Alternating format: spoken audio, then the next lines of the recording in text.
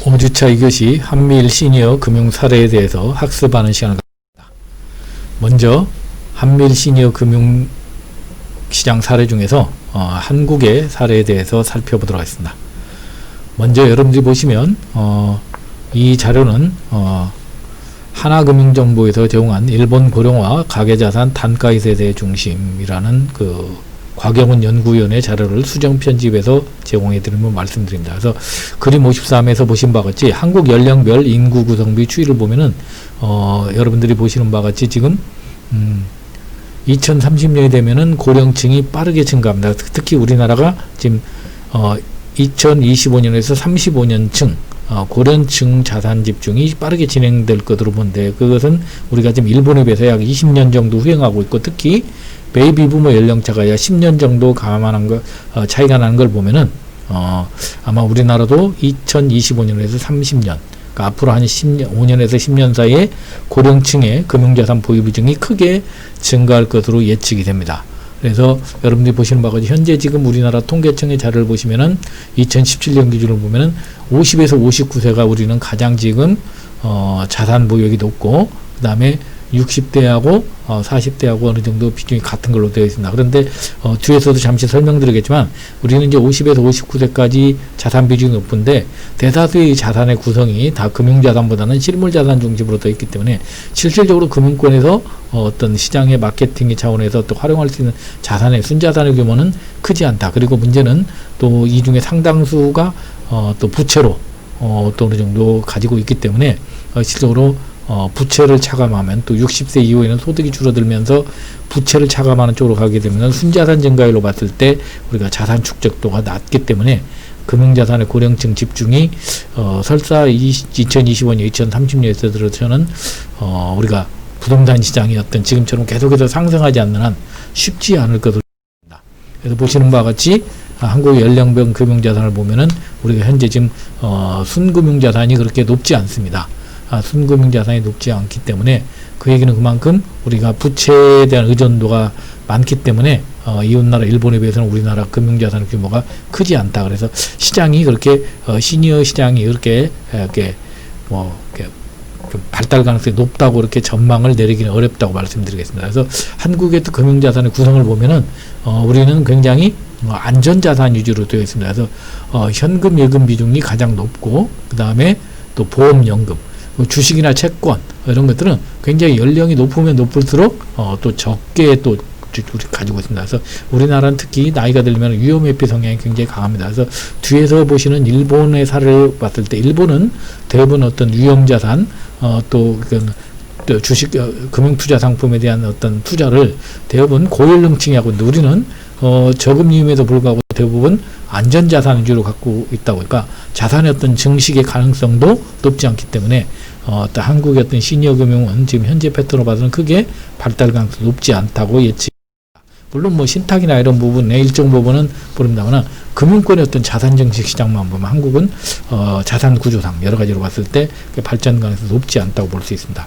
또한 우리가 사망자 수를 보면은 지금 우리가 일본 이제 우측은 일본이고 좌측이 우리나라인데, 우리가 지금 현재 지금 사망자가 한 20만 명이 좀 넘습니다.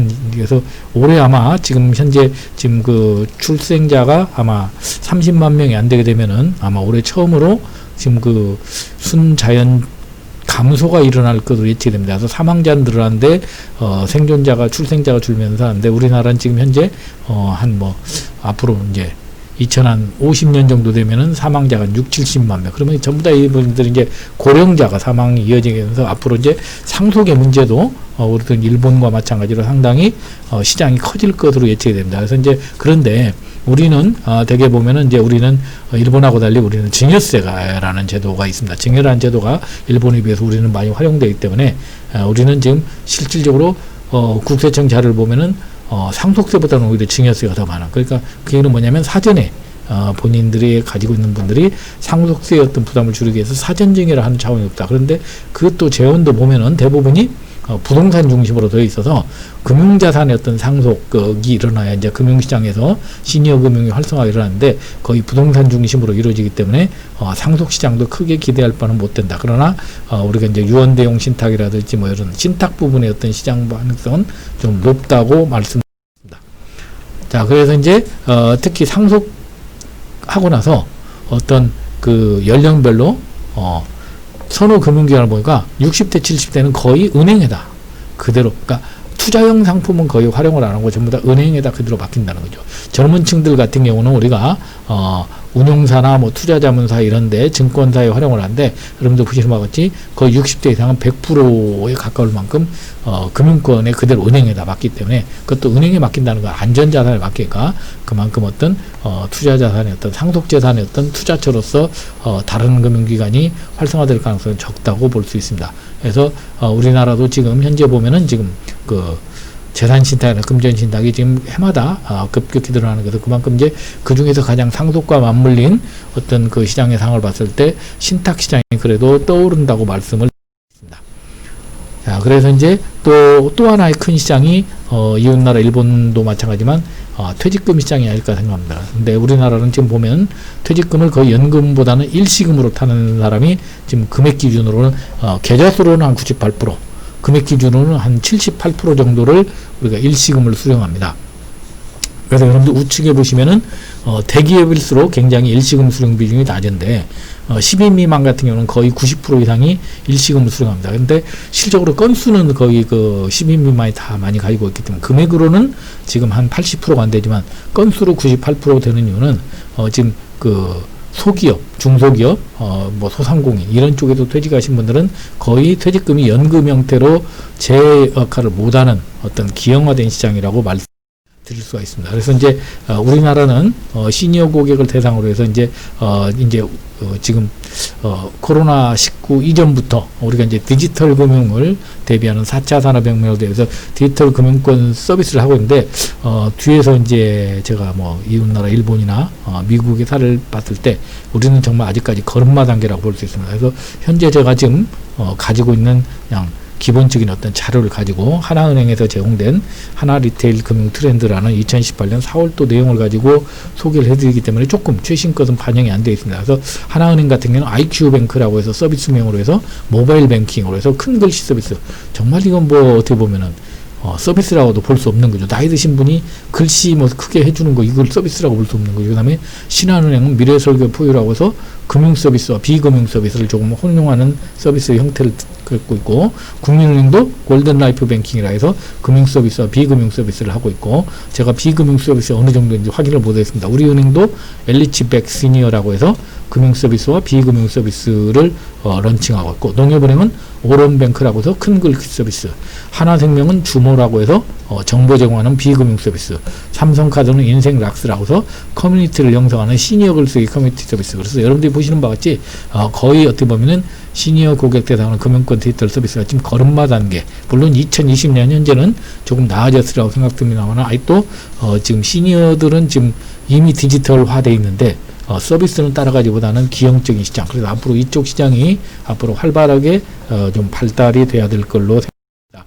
자, 그리고 또 시니어 고객 대상 상속 관련 서비스를 금융기관의 어떤 그 업종별로 보지 않고 형태별로 보면은 예를 들어서 채널 정비라든지 자산 파악, 차세대 대책, 직접 획득 네 가지 카테고리로 봤을 때 우리가 이제 유언 관련 업무나 상속 세미나 상담 같은 경우는 이제 죽도 채널은 지금 확대 대응하고 있고, 또 유언 관련 업무는 자산 파악 쪽에서도 확대를 하고 있고, 그다음에 차세대 대책에서도 확대. 그러니까 주로 이제 우리나라에서는 지금 상속 관련해서는 유언 관련 쪽으로 지금 금융권들이 많이 집중하고 있다고 볼 수 있고요. 그다음에 금융기관 전체적으로 공동으로 대응하는 것은 사업 승계 지원, 이런 쪽에서는 자산 파악이나 차세대 대책 쪽으로 지금 금융권이 같이 하고 있다. 그리고 이제 상속 세미나 상담 이런 것들은 이제 주로 이제 확대 대응하는 쪽에서 채널 정비 쪽에서 신채널을 만든다든지 이런 쪽으로 하고 있고, 일부 금융기관이 대응하는 것은 이제 유언장 관련. 그래서 주로 보면은 우리나라 지금 시니어 고객 대상 상속 관련 서비스라는 게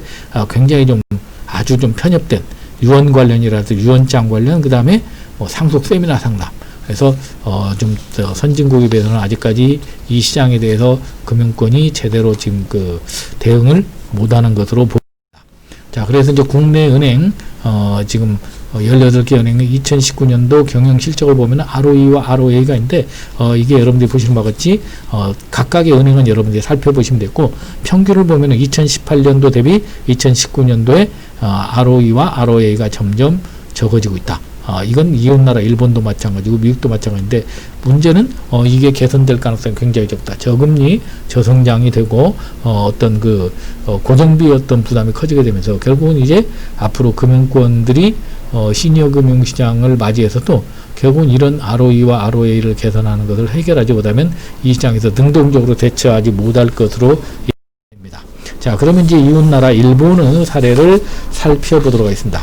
자, 일본은 65세 이상 인구 비중이 지금 우리보다 굉장히 높죠. 그런데 문제는 2060년이 되면 이제 우리보다는 오히려 비중이 적어지는, 오히려 우리가 이제 세계에서 가장 초고령 국가가 되는, 일본은 이제 점점점 2040년 정도가 되면서 이제 그래프의 그 어떤 기울기가 거의 평지가 되는 그런 형태로 가게 됩니다. 그리고 가계금융자산의 고령층 집중 영상을 보면 여러분들 보시는 바와 같이 지금 빠르게 지금 고령층이 1984년 대비 2014년 보면은 과거에 23%였던 고령층의 가계금융자산이 지금 65%로 3배가 늘었죠. 그만큼 지금 일본은 시니어 시장이었던 금융시장의 황금기라고 말씀을 드릴 수가 있습니다. 자, 그래서 일본은 특히 상속시장이 급격히 확대되고 있다. 그만큼 이제 사망자들이 엄청나게 많다는 거죠.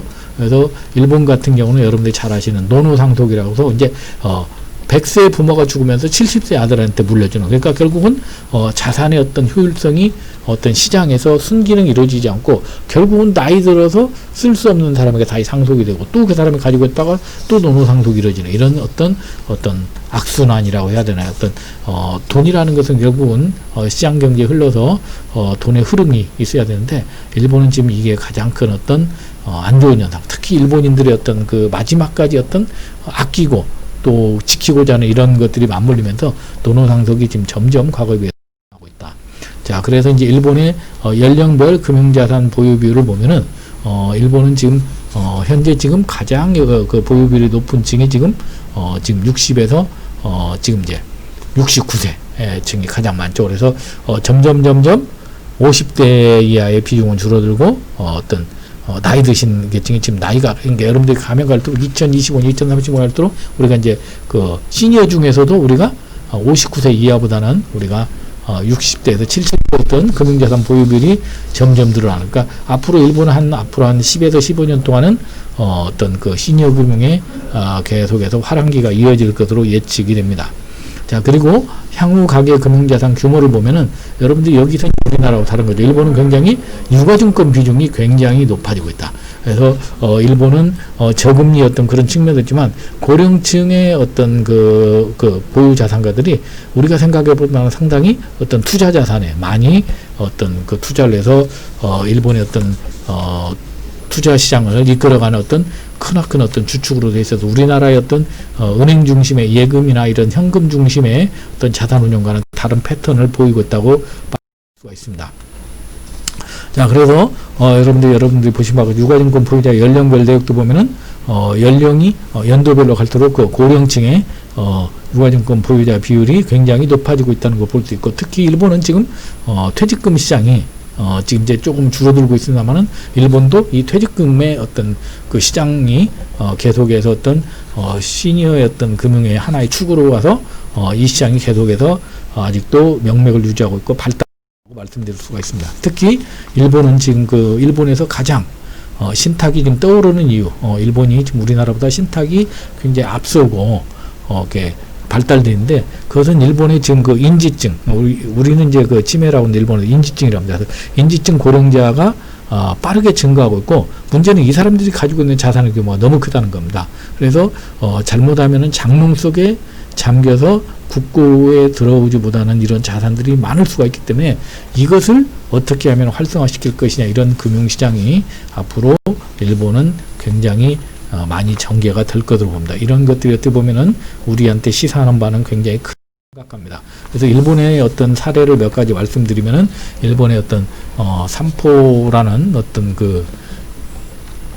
그런 금융기관에 보면은 상속 및 증여에 관한 신탁 상품, 장수 리스크 관리를 위한 보험 상품도 개발해서 IoT, AI 등 첨단 기술을 활용한 인슈테크하고 건강관리 연계된 보험 상품을 이미 개발해서 이제 활용하고 있다. 이미 여러분들이 시니어 금융자산 관리는 제가 앞에서 중국의 뭐 쫑안보험이라든지 아니면은 또 뭔가 메이븐 이런 데의 어떤 사례를 말씀드린 것처럼 이미 일본도 이런 인슈테크와 관련된 보험 상품들이 등장.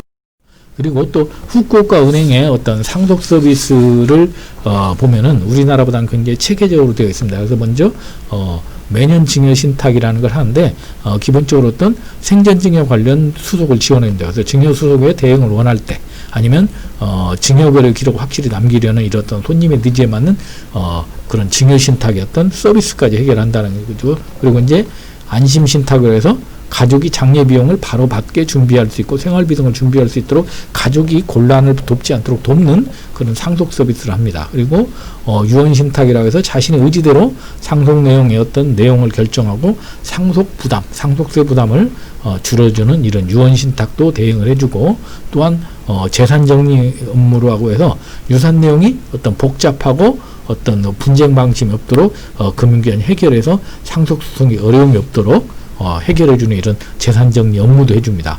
그리고 상속수속 기본 대행을 해서 상속인의 어떤 사무수속을 대행하고 상속인이 뭐 또 예를 들어 해외에 나가 있거나 이런 것들을 다 대행하는 이런 서비스를 하고 있다는 얘기죠. 그 다음에 또 상속인 확정 서비스 예를 들어서 뭐 금융기관이 그 사람의 어떤 우리로 따지면 가족 등록부 이런 것들을 활용해서 상속인을 확정해주는 서비스도 해주고 그 다음에 유품 정리까지 해주는 어떻게 보면 우리도 뭐 다 할 수 있는 거지만 일본은 이미 이런 시장들이 굉장히 오래돼서 정말로 고령층 그 다음에 어떤 상속인과 피상속인의 니즈에 맞는 그런 서비스까지 지금 활성화되어 있을 만큼 시장이 굉장히 체계적으로 유지되고 있다고 볼 수 있습니다.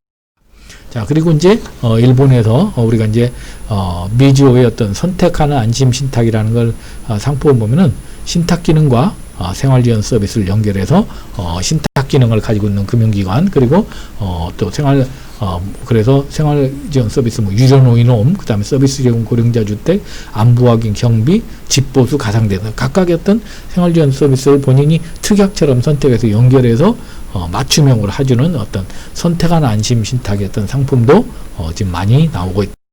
그리고 또한 그 보험 산업을 우리가 이제 헬스케어하고 연결하는 어떤 보험 산업의 어떤 건강 수명을 늘리는 뭐 이미 이런 것들은 뭐 예측은 되고 있죠. 우리가 지금 스마트 세대가 되면서 그 사람의 어떤 스마트 기기를 활용한 그 사람의 건강 체크를 해서 건강 관리를 잘 하시는 분을 미리 어떤 그 관리를 해주고 예방을 해줌으로써 그 사람의 어떤 그 건강 증진을 해주고 또 보험사는 또 수지를 계산하는 이런 것들이 이제 빠르게 증가하는 그런 쪽으로 그래서 건강증진형 보험도 보급되고 보험사 국민의 데이터도 공유하면서 어떤 중증화 예방 프로그램까지 해서 건강의료 정보 빅데이터를 활용하는 이런 헬스케어 데이터 플랫폼 구축도 하는 그런 서비스가 있다. 그래서 이제 저는 굉장히 이게 인상적이었습니다. 그래서 할 플러스라고 해서 할이라는 건 뭐냐면 하드웨어 앱스트랙션 레이어라고 해서 하드웨어를 연결해서 컴퓨터의 하드웨어와 컴퓨터에 실행되는 어떤 소프트웨어와 이걸 연결해 가지고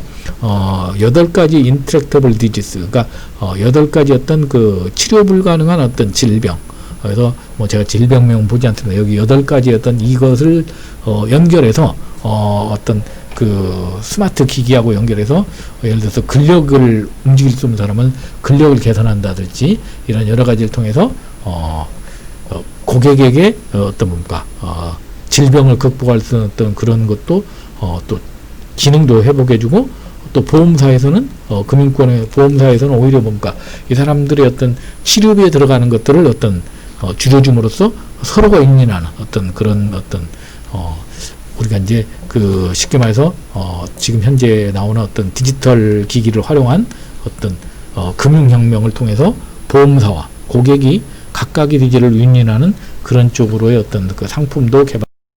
그래서 또한 아까 앞에서 말씀드렸던 일본의 어떤 퇴직금의 어떤 시장을 우리도 지금 뭐 퇴직금이 좀 많은 그 프로그램들이 있습니다만 대부분 우리는 뭐 DCTV형 그 다음에 IRP로 해서 물론 회사마다 약간의 상품의 차이는 있습니다만 대부분 크게 차이가 없는데 여기 같은 경우는 보면은 뭐 펀드 랩을 한다든지 투자 신탁으로 한다든지 안심 신탁으로 한다든지 엔화 정기연금을 한다든지 각각의 어떤 금융기관마다 굉장히 다양한 프로그램으로서 그 사람들에게 어떤 수익도 제공하고 그 사람들의 어떤 그 맞춤형으로 퇴직금 운영하는 퇴직금 관리 서비스가 활성화되어 있고 이 외에도 뭐 노무라증권이라든지 각각의 어떤 금융기관에서 퇴직금 관리 서비스가 활성화되고 있는 것을 볼 수 있습니다.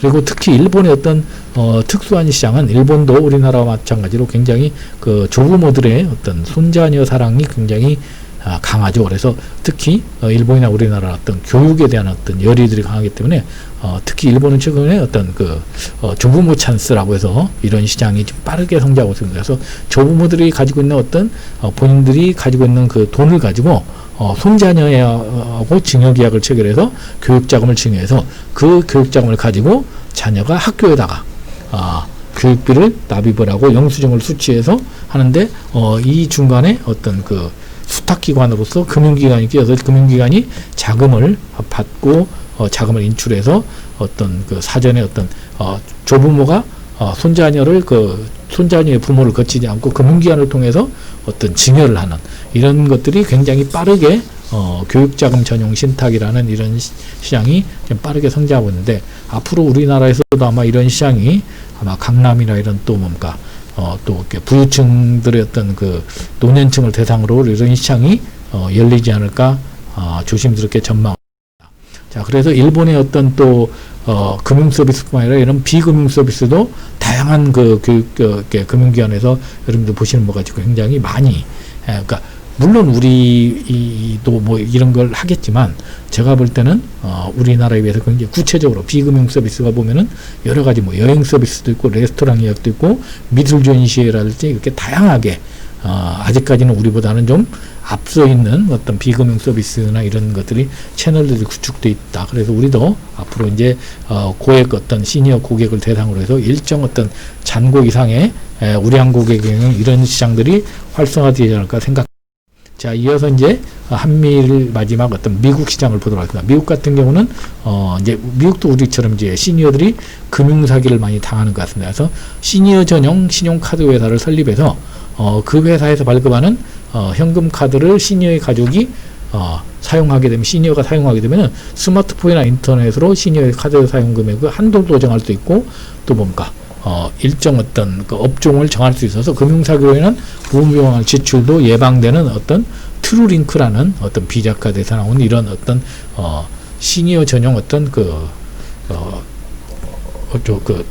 금융 사기를 예방하는 이런 카드도 나와 있다. 아마 우리나라에서도 뭐 이런 기능은 충분히 있을 것으로 봅니다. 그리고 이제 일본은 어떤 장수 경제가 미국은 굉장히 활성화되었기 때문에 이런 장수 경제를 해결하기 위해서 노년층의 어떤 금융관리나 생활관리를 하는 어떤 토탈 라이프 매니지먼트가 우리가 많이 활성화되어 있다. 그래서 금융관리에서는 자산관리나 보험, 그 다음에 생활관리에서는 일상지원이나 주거, 교통 측면에서 주요 내용은 여러분들이 이렇게 슬라이드를 통해서 여러분들이 학습을 하십니다.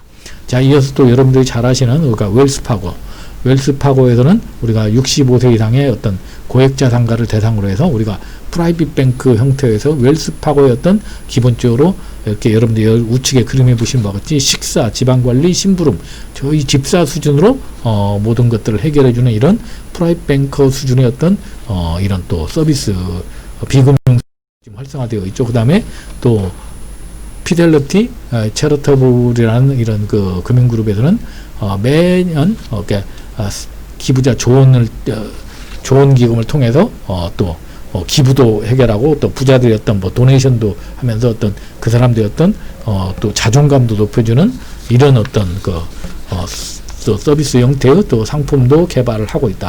그래서 미국도 보시는 바와 같이 그러니까 웰스파고, 또 퍼스트 스테이트 커뮤니티 뱅크, 그다음에 SMBC 은행을 보면은 웰스파고 같은 경우는 65세 이상 시니어 고객을 대상으로 해서 우리가 이제 관리 자산 한 35만 달러에서 우리가 100만 달러 정도 되는 사람을 대상으로 해서 아까 여러분들이 보셨던 것처럼 병원 예약 및 처방부터 집사와 같은 모든 비금융 서비스를 제공해주고, 포스트 스테이트 커뮤니티 뱅크 같은 경우는 50세 이상의 당좌예금을 개설한 고객에 한해서 이벤트를 초대하거나 국내 여행 주선하거나 부동산 관리 세미나, 뭐 뉴스레터 이런 것들을 제공해서 회원제로 운영하고 있고, 또 SMBC 은행 같은 경우는 50세 이상 예금 잔고 500만 원 이상 같은 경우는 세미나를 초대하고 뭐 이런 것들이 어떤 형태로 우리가 또 운영하고 있는 어떤 비금융 서비스를 우리가 볼 수 있습니다.